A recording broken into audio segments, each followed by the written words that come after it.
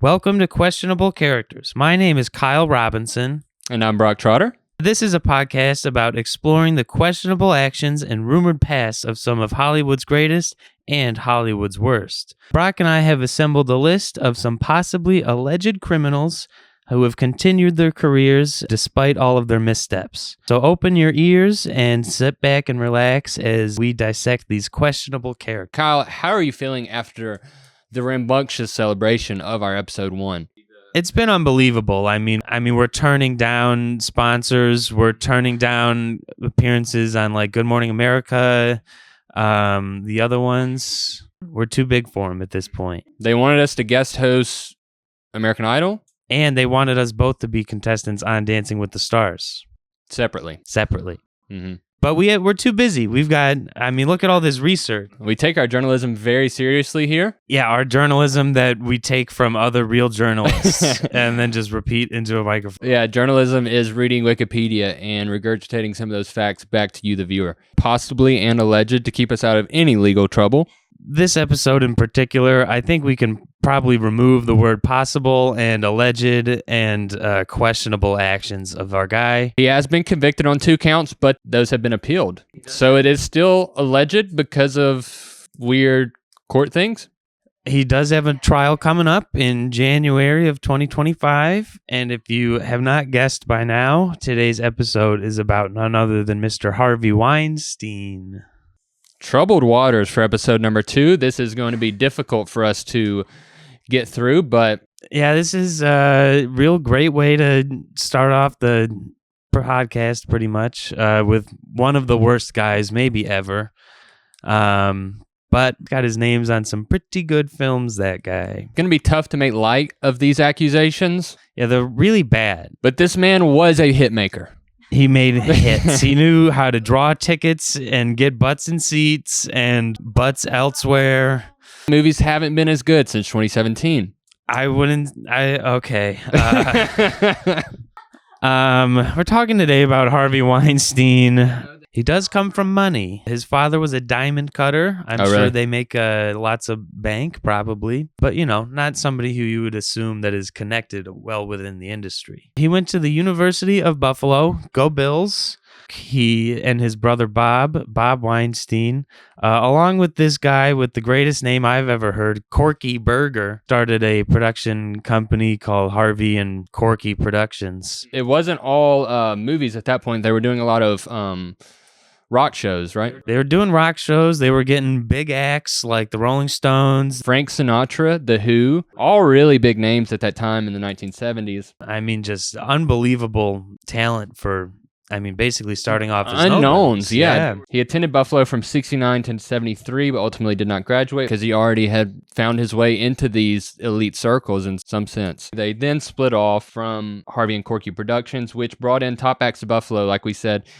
In the late 70s, using profits from their concert promotion business, Harvey and his brother Bob founded the independent film distribution company called Miramax, a mixture of both their parents' names, Miriam and Max. And we all know Miramax from childhood films like Spy Kids 2, Air Bud, Spy Kids 3, Shark Boy and Lava Girl. They were just putting out hits after hits. So many people have grown up with these Miramax films. But initially, the company's focus was towards music-oriented concert films, such as Paul McCartney's The Rock Show.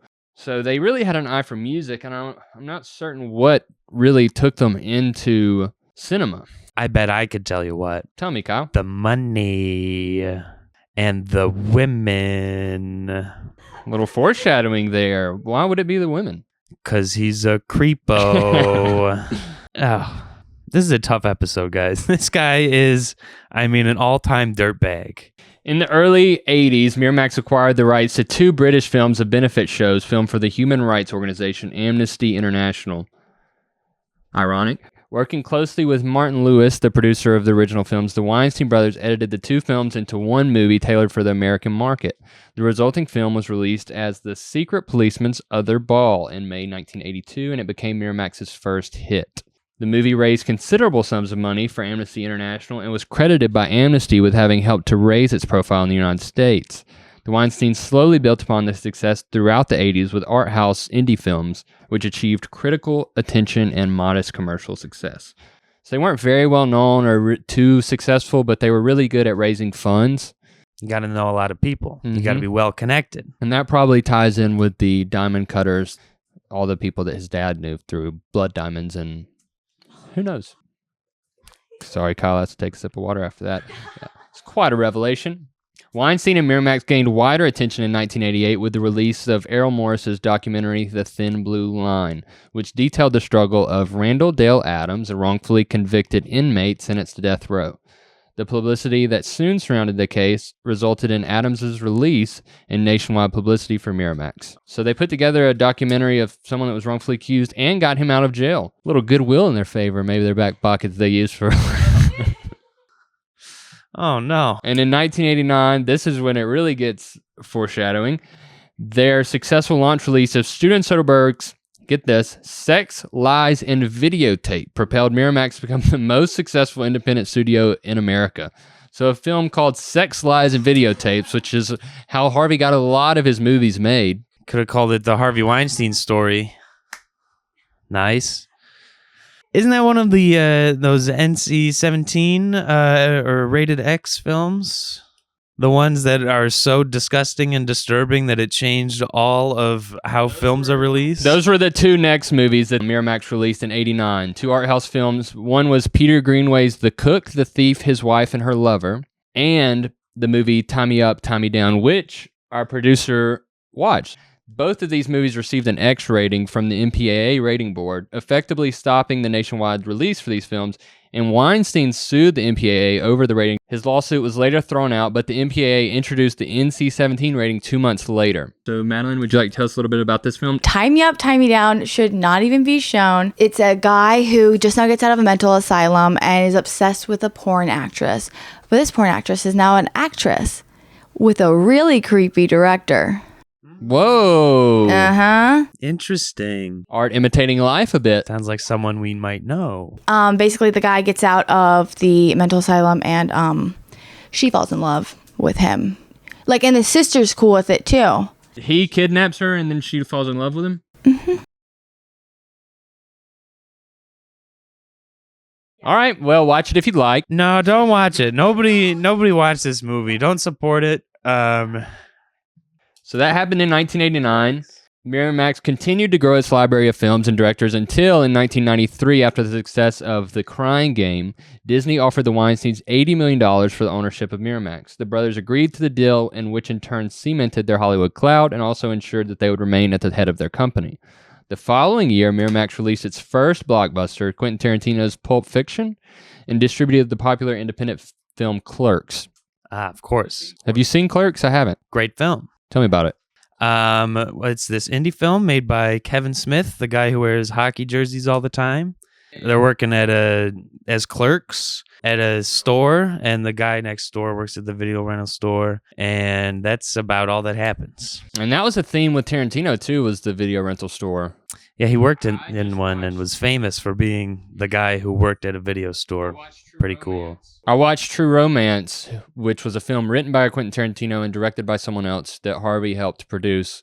Harvey thought that the lead was too pretty. He didn't like Christian Slater, I believe his name was. He thought that the lead should be uglier. And so he pitched them Steve Buscemi, which I don't know how Steve Buscemi would feel about this. He's a distinguished gentleman. Very unique looking. Yes.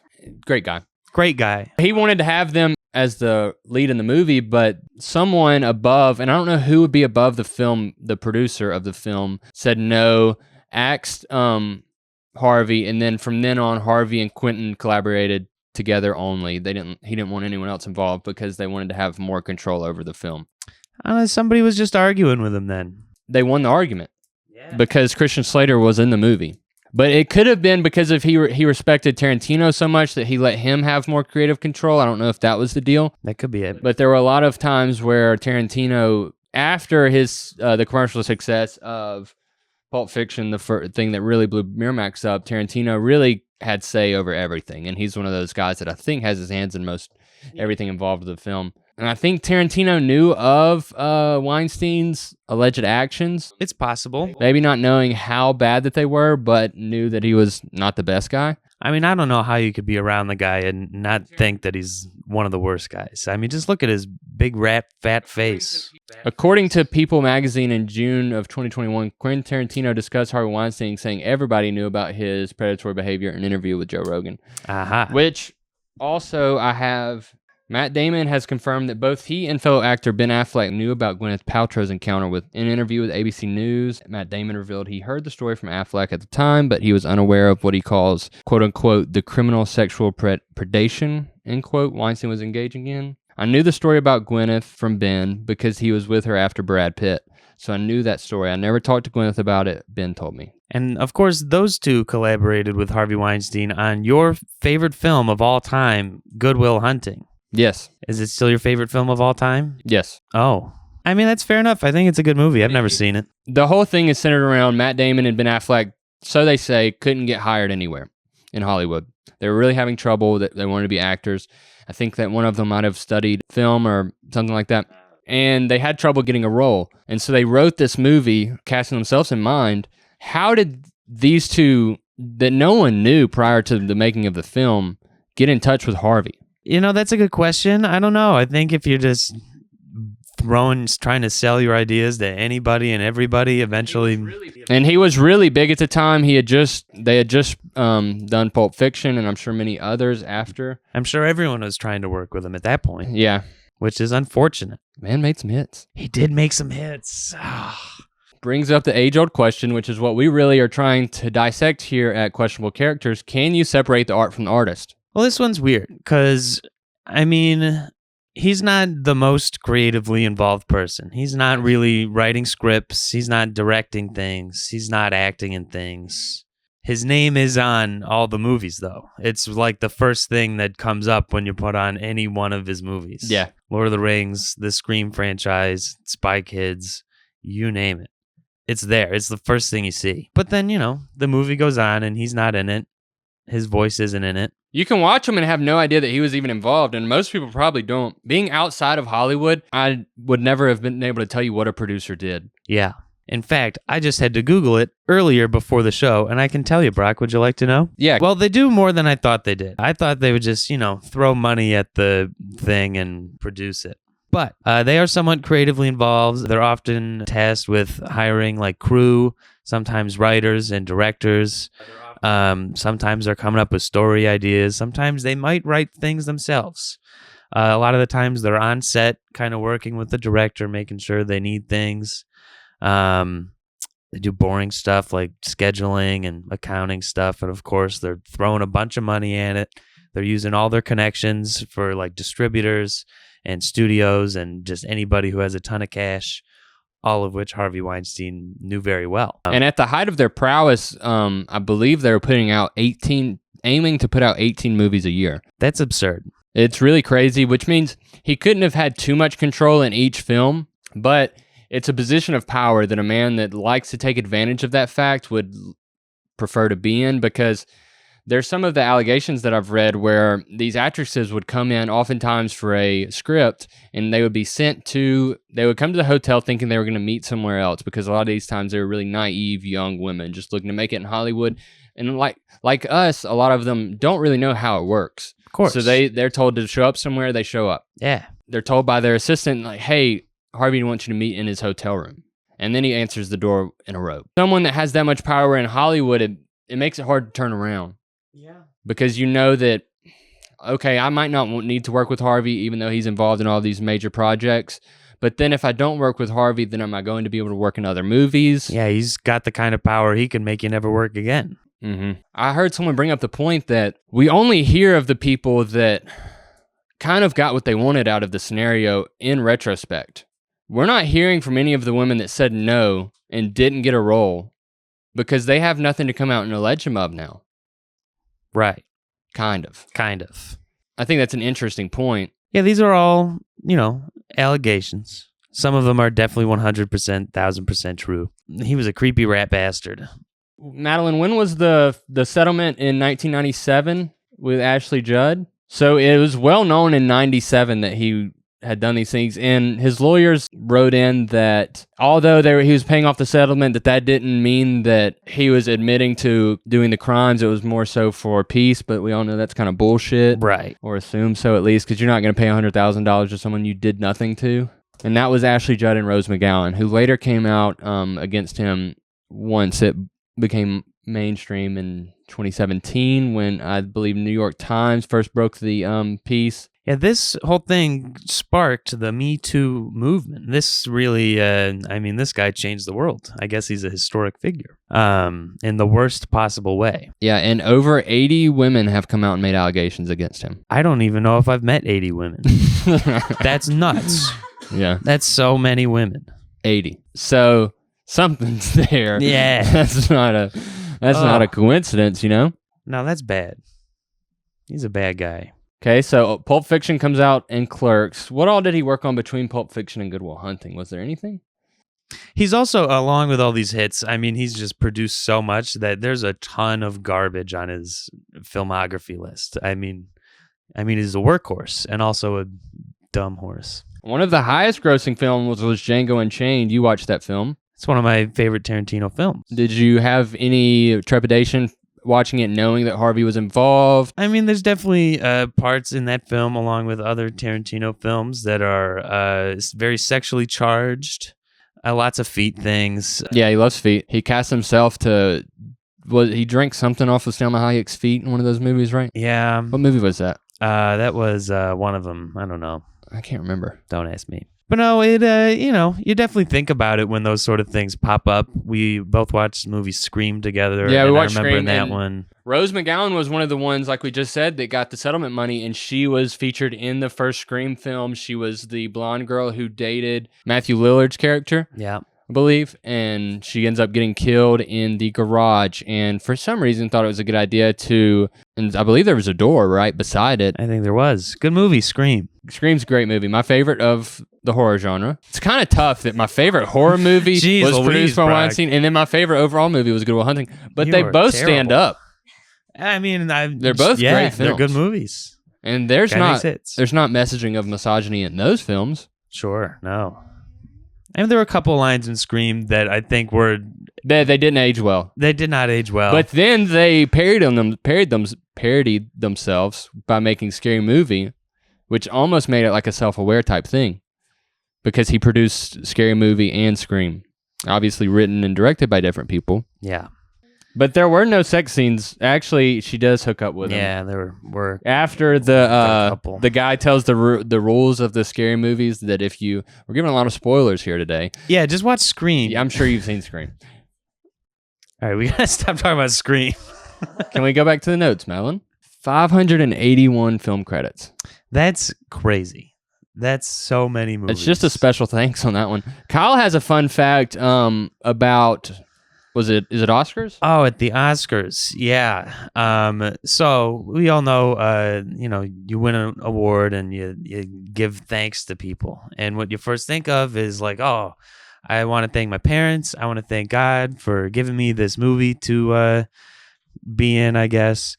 And fun fact, from 1966 to 2016, that's 50 years, Brock, Harvey Weinstein had been thanked or praised in 34 speeches. That is as many times as God. Isn't that unbelievable? It is unbelievable because God is one of the first people that you would think to thank in a world of luck. Yeah, you would never think of good old Harv. And that's only... But God can't give you a role in the new movie. Yeah, Steven Spielberg is the most thanked person, and second place is God and Harvey Weinstein. Not great. No, I remember once the Me Too movement really kicked off on social media, the video just kind of went by of just everyone saying, I want to thank Harvey, and it was just like a cut video where it was just over and over. There was 34 of them. Yeah. And this was all after 1997 majority, when he had already settled with these women for... What was named in the settlement? Do we know? And was anyone paid off post 97? Prior to 2017? So on October 5th, 2017, the New York Times reported that dozens of women, including more than 60 women in the film industry, had accused Harvey Weinstein of sexual harassment, sexual assault, or rape.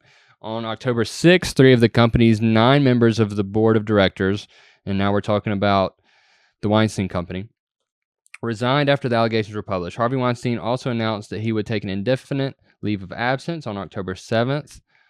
Paul Jones became the 4th member of the company's board of directors to resign. October 8th, the Weinstein Company announced that Weinstein had been fired. Soon after, the Weinstein Company executives announced that Harvey Weinstein will not receive credit on upcoming releases, and it may consider renaming the company. On October 12th, board of directors member Richard somebody who was one of the 4 signatories of a board of directors statement defending Weinstein resigned from the company as well.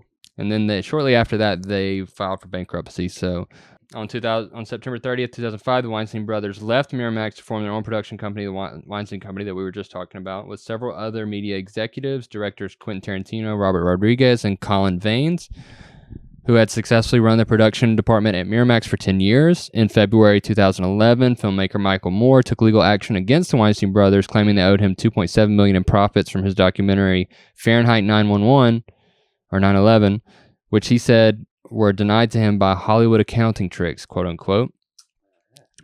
In February 2012, Moore dropped a lawsuit for an undisclosed settlement. Big fan of settling, this Weinstein guy. Yeah, he doesn't really want to fight back because he knows he's absolutely in the wrong. I mean, of course you would just settle things right away. That keeps you out of the public eye for longer, I guess.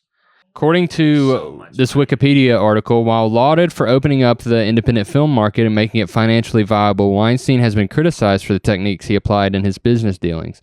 Peter Biskind's book, Down and Dirty Pictures, Miramax, Sundance, and the Rise of Independent Film, denounced Miramax's release history and editing of art house films. For example, the book states that 54 had been originally made as an art house film, but after Ryan Philippe's sudden rise to stardom, Weinstein forced director Mark Christopher to re-edit and reshoot the film to make it more mainstream. So he was really controlling in his business dealings as well as his personal life.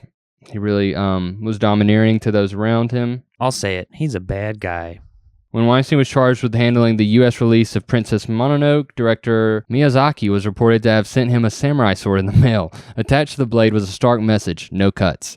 Miyazaki commented on the incident, quote unquote, actually, my producer did that, although I did go to New York to meet this man, this Harvey Weinstein, and I was bombarded with this aggressive attack. All these demands for cuts, I defeated him. Weinstein and his brother Bob have also been criticized for altering the version of foreign filmmakers hired to create movies for Miramax, such as on the 1997 projects Mimic and Night Watch. Weinstein has always insisted that such changes were done in the interest of creating the most financially viable film. I'm not cutting for fun, he said in an interview. I'm cutting for the shit to work. All my life I served one master, the film. I love movies. Oh my gosh. This guy sucks. This guy's so intense to be around. And so awful to be around. You say that like you've met him. I haven't, but I'm just imagining how awful it is to be around him. Weinstein acquired a reputation for ruthlessness and fits of anger. According to Biskind, Weinstein once put a New York Observer reporter in a headlock while throwing him out of a party. On another occasion, Weinstein yelled at director Julie Taymor and her husband during a disagreement over a test screening of her movie Frida, saying to Taymor, "You're the most arrogant person I have ever met." And to her husband, the film composer, Elliot Goldenthal, "I don't like the look on your face. Why don't you defend your wife so I can beat the shit out of you?" Oh my gosh. What a fun guy. Angry and violent. What has gone wrong? It just makes you wonder why it took until 2017 I know. for this to really catch steam when everyone knew about it, but yet they were still thanking him and serving him. Yeah, so many people were getting jobs off this guy for 2 decades after he'd already gotten accused of stuff back then in the 90s. And I'm sure after he had gotten away with those acts that he became more invincible and worse to be around because he thought he could get away with anything because he had. Yeah, I mean, he did. He had so much money. He was just cranking out hits. And so, I mean, the more hits you make, the more people you can assault, I guess. And this just raises a larger theme we're still seeing Weinstein appealing his allegations, and they were overturned for some weird law loophole about how they thought that I They just said procedural reasons. Procedural reasons they were thrown out, and now we're retrying. Sounds like nonsense. But what we're seeing with, in a much lesser stance with Michelle Rodriguez and her DUIs, and now Harvey getting away with much worse crimes, but these people with money are able to skirt around the law system that we've created and aren't really subject to the same punishments that me or you might be. That is true. That is, sad. I don't really know what to make of it. We can't terrible. We can't change it, but it's just something that we're noticing and observing both the crimes of Harvey and Michelle Rodriguez that not much was done to them. No. I think Harvey's 72 now and lived mostly a life of leisure. Yeah. He's hanging out right now until hasn't his really trial been comes punished back for next the year. awful things that he's done to humanity. No, and everyone knows it. He gave us Air Bud. He did give us Air Bud. So I don't know what hits. God, he makes hits. How many good movies do you have to make to get away with 80 sexual assault allegations? I mean, apparently all of them. I mean, he's on the Lord of the Rings franchise. He's on everything. Yes, producer Madeline. All I'm saying, with my legal background, it's pay to play in America, and it truly is pay to play in other ways, apparently, too, for Harvey Weinstein. But you can play as long as you want. That's how you get off on these procedural errors. Procedural errors are so dumb to get off on, but he did because of his influence. He was when getting you off have on the those best procedural errors. lawyers that money can buy, they can skirt around this public defender who is just getting by, and his casework is over.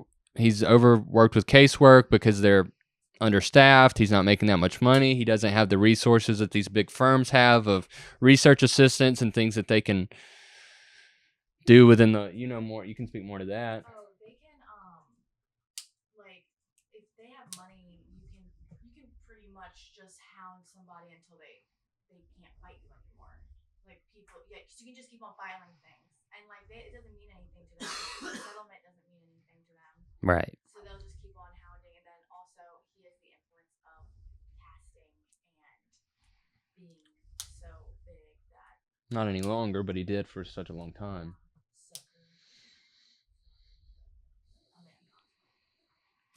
Yeah, So I don't us think poor he's people making a just have to comeback. stick together. Yeah, I guess so. That's what we got to do here. I think this is a class issue that I mean, we're turning down sponsorships to be left and to right. be part of the 99% of America and everywhere else. You're welcome. We are your fighters. We could be rich, but we're afraid of what it would do to our moral fabric. We're staying true to ourselves and true to our wallets. So to remain good people, we won't have that much money. You're welcome. You're welcome, America. What else could we do? We could get into some accusations here. Maybe just highlight the women who terribly were victimized by old Harvey. Maybe, just give them a light that they deserve.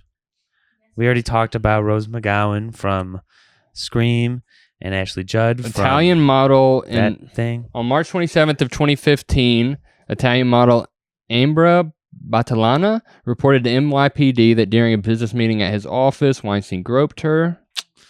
Awful. No good. After reporting, Weinstein contacted her. She agreed to wear a wire for their next meeting. All right. October 6th, Ashley Judd, Twin Peaks actress, sexually harassed while filming 1997 Kiss the Girls. Her boss, later named Weinstein, invited her to his hotel room to talk shop/career, but it was really just to try and get her to watch him shower. Not cool. Why would he want her to watch him shower? I guess it's just about the power thing. Yeah. So that was really like from what I read through on most of the allegations, his move was to have these really young, naive actresses who needed his name in the business to get ahead, come up to his room. He would often show up, open the door with a robe. Disgusting. Who wears a frickin' robe? With I don't think anything on underneath. That's at least how I'm imagining it. And then he asks for a massage, or he offers to massage the lady. Yeah. And then to see where it goes from there. A lot of the women said no, from Good. what I've read. Thank God. Wasn't always the case. No, unfortunately not. But it's from what I've seen mostly. Very persistent.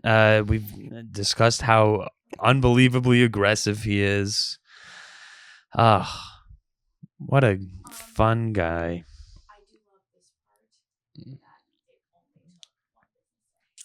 Yes. The day after the New York Times article came out, he was fired from his own company. Stories broke on Thursday, and the following business day on Monday, he And his was wife gone. finally divorced him in 2021. That took way too long. Yeah, I think she had to have known some stuff. A creepy, gross dude like this doesn't just turn that off No. when he walks from one room to the other. No, he's not. I mean, he's not going to make a comeback anytime soon. He's not changing. No, but I'm just saying she witnessed some things and then stuck around. Yeah. So I don't know how I feel about that. Yeah, I'm Not great. not a big fan of hers. Wouldn't watch any of her films. She makes no hits. No hits and witness sexual assault. Oh. Get out of here. Now, will I watch Scream? Probably. Probably. Good movie. Lord of the Rings, good movie. So I watched True Romance, and we watched Scream and Scary Movie. You watch Django and Lord of the Rings. You want to tell me something about Lord of the Rings? I've never seen it. Yeah, didn't think about Harvey Weinstein at all, thank Nice. God. There was almost like no sexual assault mentions or name drops or anything. There was none. It was just a great fun time to escape into a world where Harvey Weinstein doesn't exist. It's fun escape into fantasy. Yeah, it was a better world.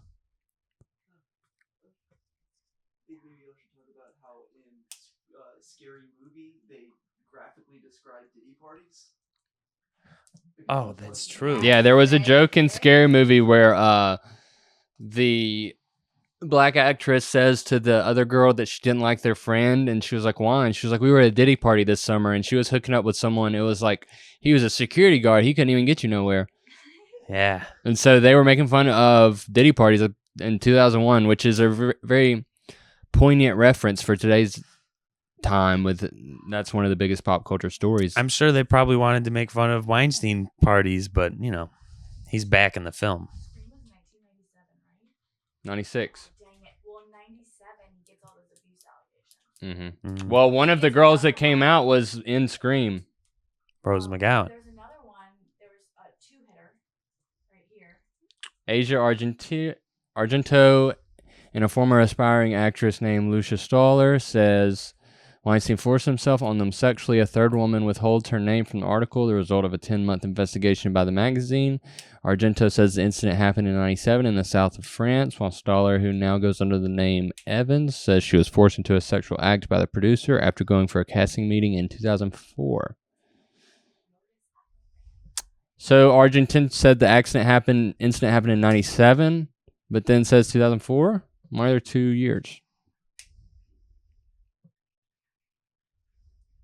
They probably talked to each other longer. And also, he's getting her jobs. So she did this twice? She probably... Well, that is kind of the thing. Some of them have done these things multiple times. It doesn't make it any better. Hollywood No. A-listers Gwyneth Paltrow and Angelina Jolie say they were harassed by Weinstein. Paltrow says she was propositioned as a 22-year-old, while Jolie refers to a bad experience, quote-unquote, in her youth, which Gwyneth Paltrow has a really strange relationship with Harvey, because it says in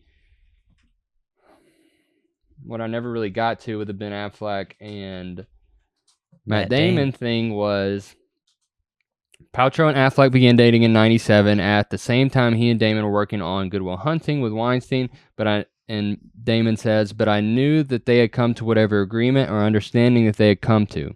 She had handled it. She was the first lady of Miramax, and he treated her incredibly respectfully. When people say, like, everybody knew, like, yeah, I knew he was an asshole, Damon adds in an interview, which he gave to promote his new film with Clooney. I knew he was a womanizer. I wouldn't want to be married to the guy, but the criminal sexual predation is not something that I ever thought was going on. Absolutely not. Damon also talked about what it was like to work with Weinstein. You had to spend about 5 minutes with him to know that he was a bully. He was intimidating. Miramax was, and he said this This is Jason Bourne talking. Oh, Jason Bourne. You're not going to disbelieve Jason Bourne. How are you going to intimidate him? No. Miramax was the place, really the place. That was making great stuff in the 90s, and it was like, could you survive Harvey? So they knew that was an obstacle in getting a film made, but they trusted it because of the name it was attached to. Right. Damon added that if Weinstein ever harassed a woman at an event and he somehow missed it, then he's sorry. I never saw it. That darkness was his. He did that in private. I mean, it would make sense that he hid that type of behavior from people. I don't know whether to believe Matt or not. For his sake, I hope that he didn't witness anything and not report it.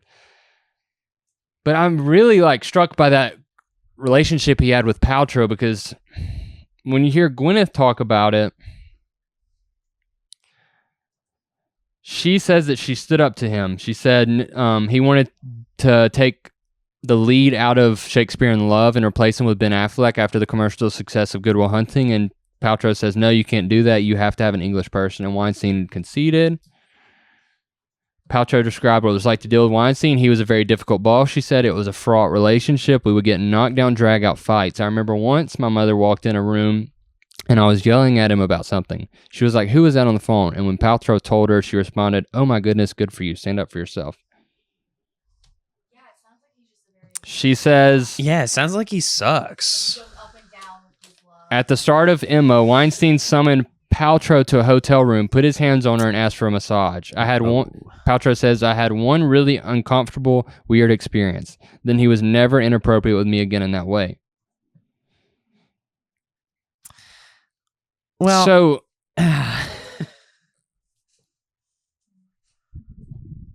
Paltrow knew that Harvey was a creep. Yeah.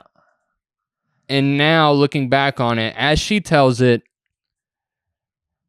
she was the badass in the story and did all the right things and continued to work with him on many movies while he made sexual advances towards her. Was that for her career? These people remind me of Tie Me Up, Tie Me Down.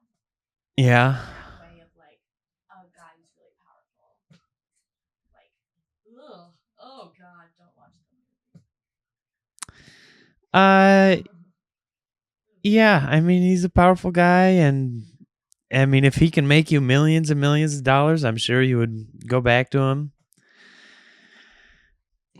It's just weird to me that she continued to work with him, and I don't think she was winning as many of these exchanges as she likes to lead on with a man like Harvey. Yeah. Also, somebody was named Harvey. Who was it?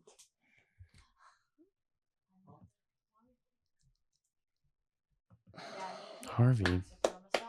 No, there was some... Yeah, there was some movie that someone was playing Harvey. Couldn't tell you. That I think we saw recently. It was a movie in which the characters didn't have last names. I saw it earlier today. Harvey's a Jimmy Stewart movie from the 1950s. We'll have to come back to that. But there was somewhere I saw something today and I was like, was that about him? Was that character based on him? Well, I mean, Brock, the sad truth is we could talk about this all day long because there are so many terrible, terrible things with him. But I think we got to wrap it up here pretty soon. All right, let's spin the wheel. We ready to get to the wheel of misfortune to see who our next questionable character is? Thanks, I guess, Harvey, for being our episode 2. I'm glad we're getting him out of the way early. Yeah, this was a tough one to really dissect. There's not really many things to make fun of because you don't want to disparage the women that have obviously been through enough. It's tough. Harvey is on trial currently, so keep your eye out for that. We'll see what happens. Yeah, January 2025. Stay tuned for the questionable characters Harvey Weinstein trial live stream.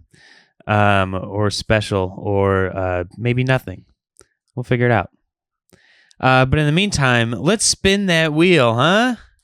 Let's see who we get from our cast of characters. Roman Polanski, another really, really tough one to talk about. Another man behind the camera. Another man behind the camera. And then Once Upon a Time in Hollywood, he was the one that lived next to them. Yeah, that's because true. in real life his wife was. If you don't like what you got, you can only respin. No, we can't. We can't do it. We cannot can't respin. We have to do it. We have to honor. We have to honor the wheel of misfortune. So we will see you guys in 2 weeks. Yeah, thanks for tuning in yet again. Tuning in. My name's Kyle Robinson. I'm Brock Trotter. Hopefully we can find one with a little more levity next time. Thanks. See you guys later.